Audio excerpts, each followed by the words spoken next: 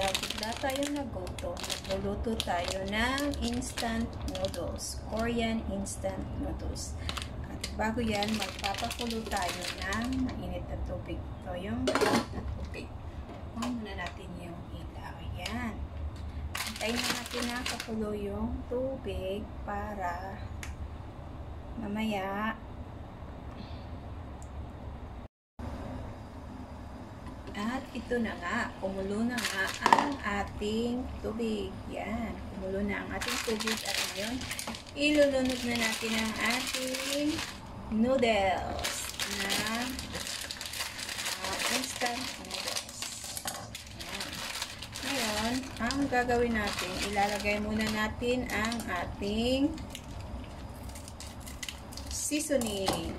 Ito, seasoning powder. Yan. Tapos, ilalagay natin ang seasoning oil. Yan. Tapos, ilalagay na natin ang ating noodles. Diyan.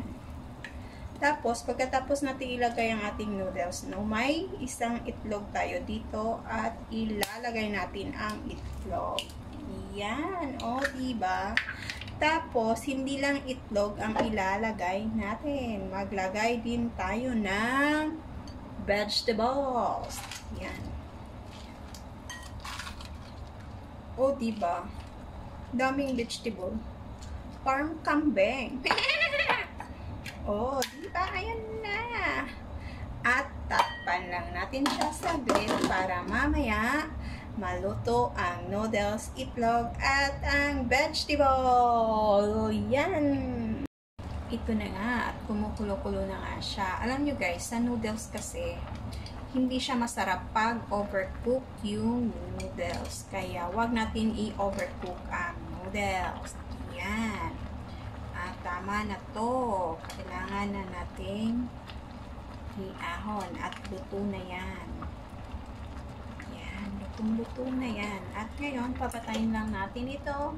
At ilalagay na natin siya sa ating lagayan na yan. Hindi siya nakikita. Yan. Ngayon, ilalagay na natin siya dito. Ang daming sabaw. Kailang gising pa ang kapitbahay namin. Kaya pwede ko pang ibigay yung sabaw. O, diba? Ang galing. Ang bilis lang niyang naluto. Diba? Bilis-bilis. Oh, diba? Ang sarap. Let's eat, everyone. Thank you for watching. Bye-bye.